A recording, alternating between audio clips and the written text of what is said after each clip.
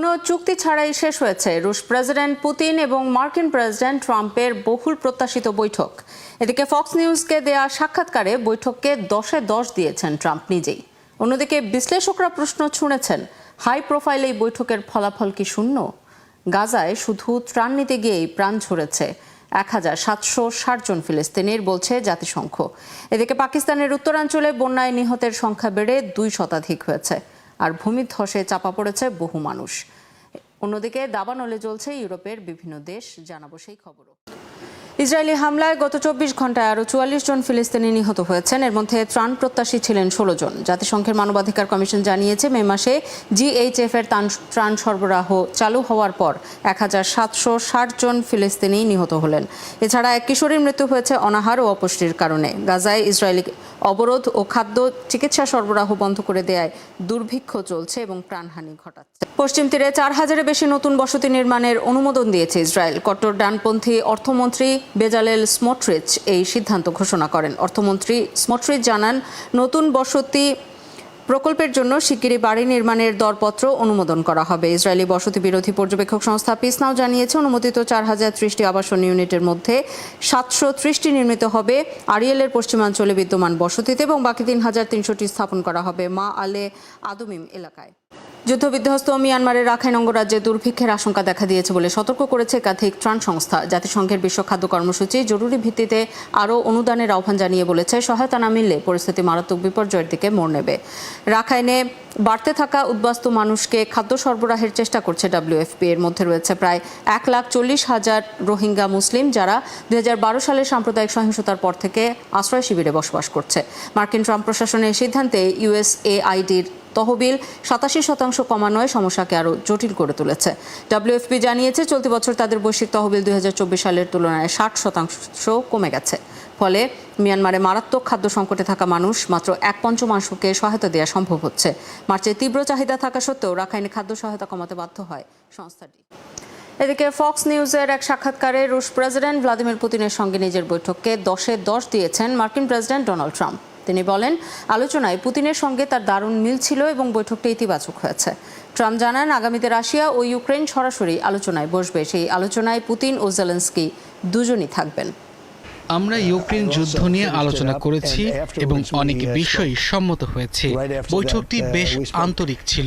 এই যুদ্ধ বন্ধে কোনো চুক্তি না হলেও আলোচনা অনেকটাই এগিয়েছে। বড় কিছু বিষয় একমত না হওয়ায় কোনো চুক্তি হয়নি। তবে শান্তি চাইলে ইউক্রেনকে রাশিয়ার দাবি অনুযায়ী কিছু ভূখণ্ড ছাড়তেই হবে। যুদ্ধ বন্ধের পুরো বিষয়টি এখন নির্ভর করছে জেলেনস্কির উপর।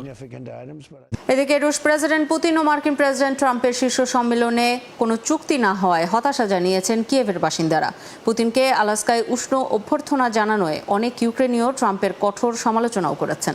এছাড়া বৈঠকে ইউক্রেনের প্রেসিডেন্ট জেলেনস্কি না থাকায় এর গ্রহণযোগ্যতা নিয়েও কেউ প্রশ্ন তুলেছেন। এখানে সশস্ত্র লোক দিয়ে পুতিনের মুখ মাটিতে চেপে ধরতে হবে। এটা ছাড়া আমি অন্য কোনো দৃশ্য কল্পনাও করতে পারি না। তাছাড়া আমাদের প্রেসিডেন্ট ছাড়া কিসের আলোচনা? এটার সাথে আমাদের দেশের ভাগ্য জড়িত। তারা কে এই বিষয়ে সিদ্ধান্ত নেয়ার? এটা খুবই জটিল। আমরা বাস্তব পদক্ষেপ এবং যুদ্ধের সমাপ্তি আশা করি। আমরা ইউক্রেনের বিজয় আশা করি। ট্রাম্প আসলে কি ভাবছেন তা আমি জানি না। আমার ধারণা তিনিও পুতিনের মতো একই রকম। যদি তাকেও সুযোগ দেওয়া হতো, তাহলে তিনি অর্ধেক বিশ্বের বিরুদ্ধে যুদ্ধ করতেন, মানুষকে হত্যা করতেন। ইউক্রেনের যুদ্ধবিরতির আলোচনার মধ্যেও ইউক্রেনে হামলা চালিয়ে যাচ্ছে রুশ সেনারা। গত এক সপ্তাহে ইউক্রেনের দনেৎস্কের আরও অন্তত 7টি অঞ্চল নিজেদের দখলে নেয়ার দাবি করেছে রাশিয়া। একই দিন ইউক্রেনের রুশ বাহিনী আরও বোমা হামলা চালিয়েছে বলে জানিয়েছে কিয়েভ। রুশ প্রতিরক্ষা মন্ত্রণালয় জানিয়েছে, আগস্টের 9 তারিখ থেকে 15 তারিখ পর্যন্ত ইউক্রেনের বাণিজ্যিক ও সামরিক অবকাঠামো লক্ষ্য করে হামলা চালানো হয়। এ সময় ইউক্রেনের একটি Su-27 যুদ্ধ বিমান, 27টি গাইডেড বোমা এবং 2100-র বেশি ফিক্সড উইং ড্রোন ভূপাতিত করেছে রুশ বাহিনী। এদিকে ইউক্রেনের সেনাবাহিনী জানিয়েছে, শুক্রবার তারা রাশিয়ার বিভিন্ন জায়গায় হামলা চালিয়েছে। এর মধ্যে রাশিয়ার সামারা এলাকায় সাইরান তেল পরিশোধনাগারে হামলা চালানোর দাবি করে ইউক্রেনের বাহিনী। এছাড়া দনেৎস্কে রাশিয়ার সেনা ঘাঁটিতেও সুনির্দিষ্ট হামলা। কোনো সিদ্ধান্ত ছাড়াই শেষ হয়েছে মার্কিন প্রেসিডেন্ট ডোনাল্ড ট্রাম্প এবং রুশ প্রেসিডেন্ট ভ্লাদিমির পুতিনের মধ্যে বৈঠক। যদিও ট্রাম্প সংবাদ সম্মেলনে জানিয়েছেন, ইউক্রেন যুদ্ধবন্ধে পুতিনের সঙ্গে প্রায় 3 ঘন্টার বৈঠক অত্যন্ত ফলপ্রসূ হয়েছে। তবে এখনও কিছু বিষয়ের মীমাংসা বাকি আছে। যৌথ সংবাদ সম্মেলনে পুতিন বলেছেন, ইউক্রেন যুদ্ধ বন্ধের বিষয়ে তিনিও আন্তরিকভাবে আগ্রহী, তবে যুদ্ধ বন্ধের জন্য এই যুদ্ধের মূল কারণগুলো সমাধান করতে হবে বলেও জানান তিনি। রুশ প্রেসিডেন্ট ভ্লাদিমির পুতিন ও মার্কিন প্রেসিডেন্ট ডোনাল্ড ট্রাম্পের সম্পর্কের উষ্ণতার আঁচ পাওয়া যায় অভ্যর্থনাতেই। আলাস্কার অ্যালম্যানডর্ফ রিচার্ডসন সামরিক ঘাঁটির টারমাকে পুতিনকে হাসি মুখে অভ্যর্থনা জানান ট্রাম্প। তারা পরস্পরের কাঁধে হাত রেখে আন্তরিকতা প্রকাশ করেন। তবে সেই উষ্ণতার রেশ পাওয়া যায়নি দুই নেতার বৈঠকে, কারণ যুদ্ধ বন্ধের ঘোষণা ছাড়াই শেষ হয়েছে ট্রাম্প পুতিন দ্বিপক্ষীয় বৈঠক। বৈঠকে তাদের আলোচনার কেন্দ্রে ইউক্রেনের সংঘাত ছিল জানিয়ে রুশ প্রেসিডেন্ট বলেন, একটি স্থায়ী ও দীর্ঘমেয়াদী সমাধানের জন্য এই সংঘাতের মূল কারণগুলোর সমাধান করতে হবে। আমরা জানি আজকের মূল আলোচনা ইউক্রেন নিয়ে।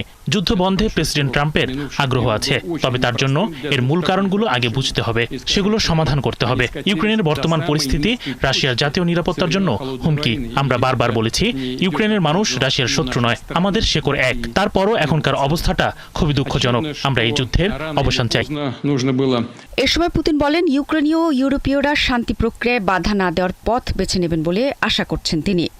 পুতিনের পরে সংবাদ সম্মেলনে কথা বলেন মার্কিন প্রেসিডেন্ট ট্রাম্প।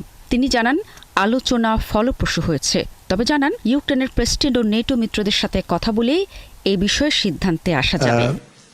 আমি মনে করি খুবই ফলপ্রসূ আলোচনা হয়েছে। অনেক বিষয়ই আমরা একমত হয়েছি। আমরা লক্ষ্যে এখনো পৌঁছাইনি, তবে যাত্রা শুরু করেছি। চুক্তি না হওয়া পর্যন্ত তো চুক্তি বলা যাবে না। কিছুক্ষণের মধ্যেই আমি ন্যাটোর সাথে কথা বলবো, প্রেসিডেন্ট জেলেনস্কির সাথেও কথা বলবো, তাকে আজকের বৈঠকের বিষয়ে জানাবো। দুই নেতার পরবর্তী বৈঠক মস্কোতে হতে পারে বলে ইঙ্গিত দিয়েছেন দুজনই। এদিকে ক্ষমতাধর দুই নেতার এই আলোচনাকে স্বাগত জানিয়েছেন ইউক্রেনের প্রেসিডেন্ট ভলোদিমির জেলেনস্কি। তবে আবারও জোর দিয়ে বলেছেন যে শান্তি প্রতিষ্ঠার জন্য ইউক্রেনকে অবশ্যই আলোচনায় অন্তর্ভুক্ত করতে হবে। রুশ প্রেসিডেন্ট পুতিনকে লেখা মার্কিন ফার্স্ট লেডি মেলানিয়া ট্রাম্পের ব্যক্তিগত চিঠি পৌঁছে দিয়েছেন প্রেসিডেন্ট ডোনাল্ড ট্রাম্প নিজে। হোয়াইট হাউসের দুই কর্মকর্তা বিষয়টি নিশ্চিত করেছেন। ওই কর্মকর্তারা বলেছেন, আলাস্কায় বৈঠকের সময় ট্রাম্প নিজ হাতে মেলানিয়ার চিঠিটি পুতিনকে পৌঁছে দেন। মেলানিয়া প্রেসিডেন্ট ট্রাম্পের সঙ্গে আলাস্কা সফরে যাননি।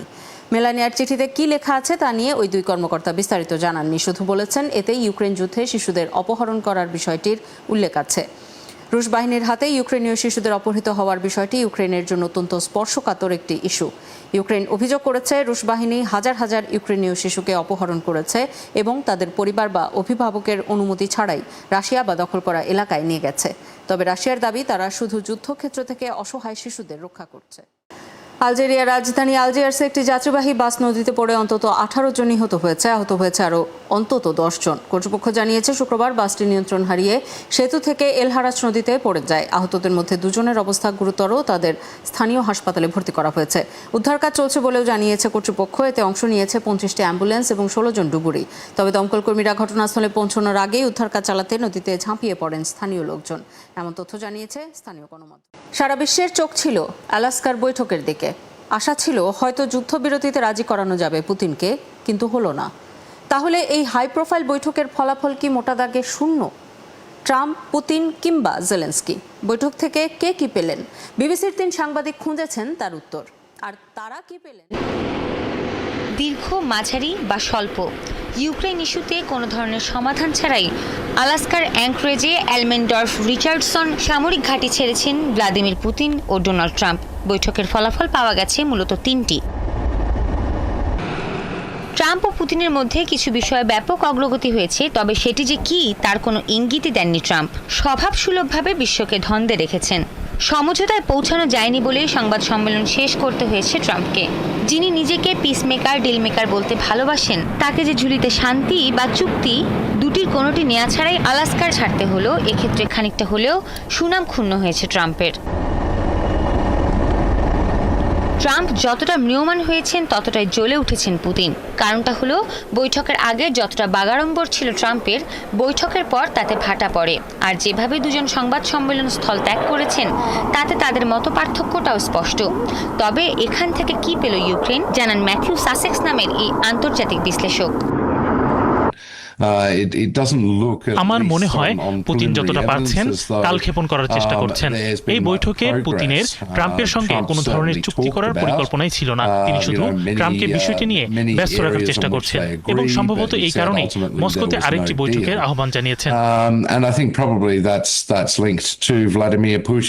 ইউক্রেনের জন্য বিষয়টি আপাতত স্বস্তির হলেও খানিকটা ভয়ও আছে, কারণ যৌথ সংবাদ সম্মেলনে গণমাধ্যমের সামনে পুতিন আবারও ইউক্রেন সংঘাতের মূল কারণগুলোর প্রসঙ্গ টেনেছেন।